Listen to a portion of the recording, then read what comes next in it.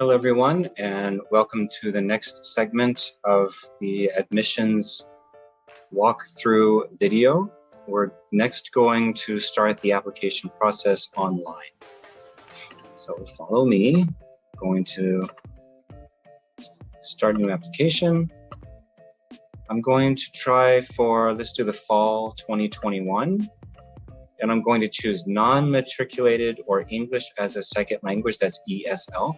So it's very important that I choose this application type. So the first is the year or the semester, the term, and then next is the type, and please select non-matriculated or English as a second language. And I start the application.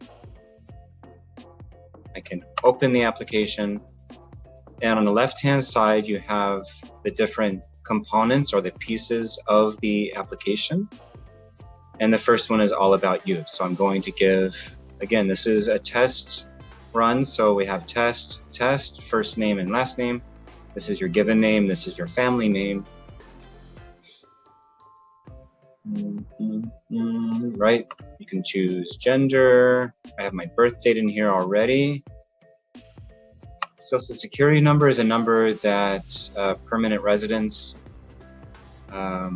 receive and U.S. citizens receive here in the United States. So if you do not have a Social Security number, do not fear, it's not a problem. Country of citizenship, I don't know. Let's say, I have never been to Finland before, so I'm going to say Finland. I'm going to say I'm not a permanent resident. Country of birth, let's just say Finland again, because I have not visited there yet. I hope to visit one day. Is English your native language? No. Optional questions. Do you plan to use veteran funds to finance your education? This is for individuals, people who are in the military in the United States. So usually this does not apply. Are you a first generation student?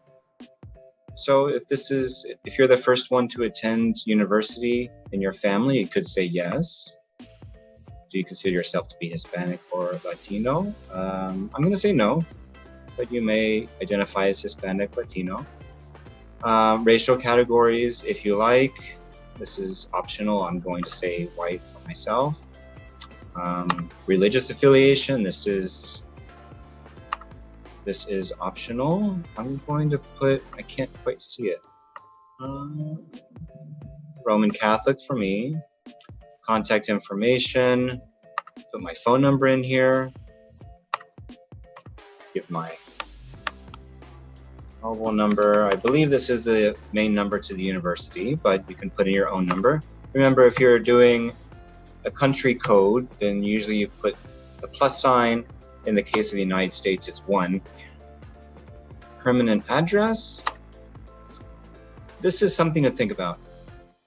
When the university accepts you into the ESL program, they're going to send a paper letter with your admissions or your acceptance in a paper letter. So this will be sent out to the address that you give here. So therefore, if you have an address in the United States, it might be easier, it might be faster to receive your acceptance letter.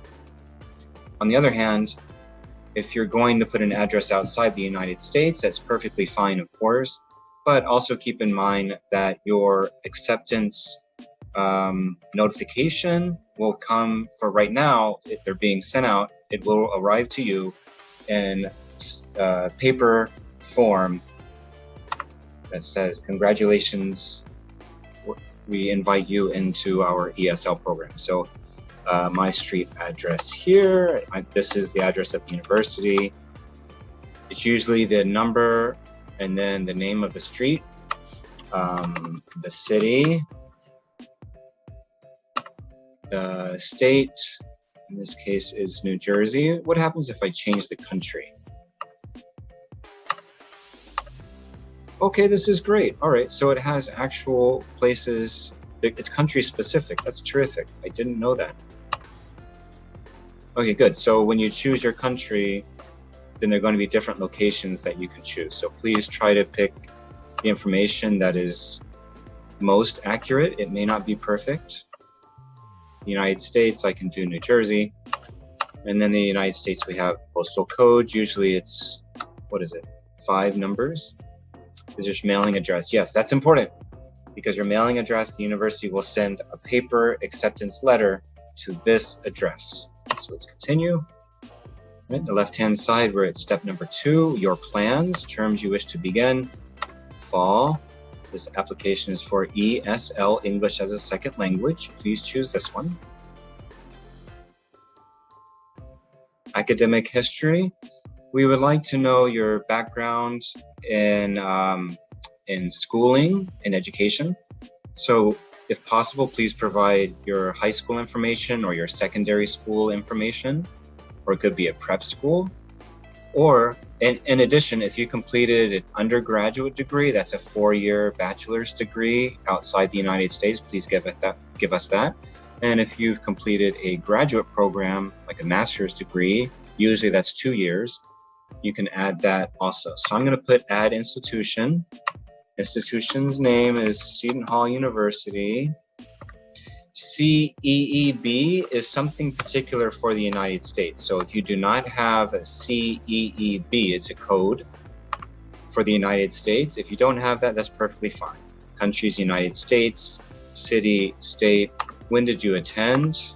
I don't know, September of 12 until September 16th.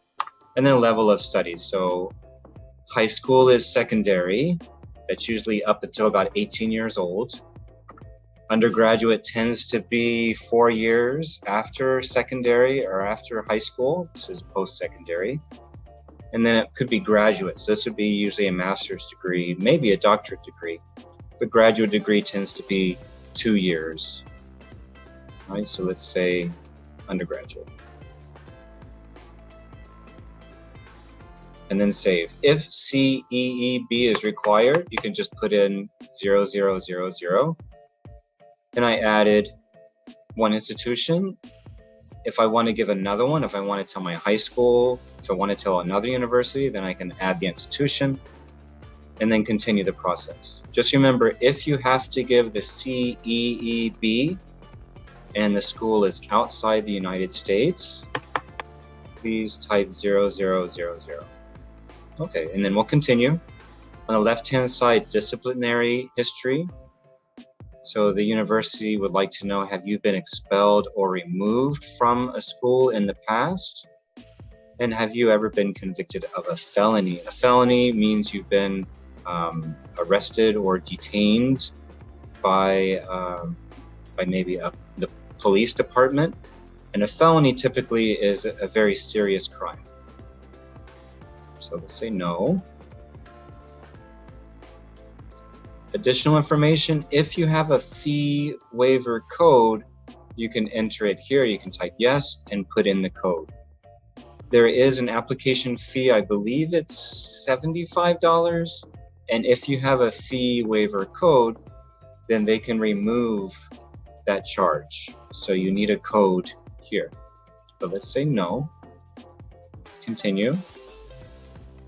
Signature, I can type my full legal name. So that means all of your first names and all of your last names, your family names. So if you have 2 first names, you can put that here. I don't know, such as Brian Robert. And if you have 2 family names, you can put that here, Meadows Hall. Confirm. And then review before you submit. You can go back and check anything you would like. You can go back and check it. And then you go to review. And then you can press submit application. The fee is $55. So this is the application fee. I can type in my credit card number, the first name on my account for my credit card, and then the last name, my family name here, and then I can submit my payment. And the video will have to stop here because I do not have my credit card with me. But thank you for viewing this segment of the admissions process. Thank you.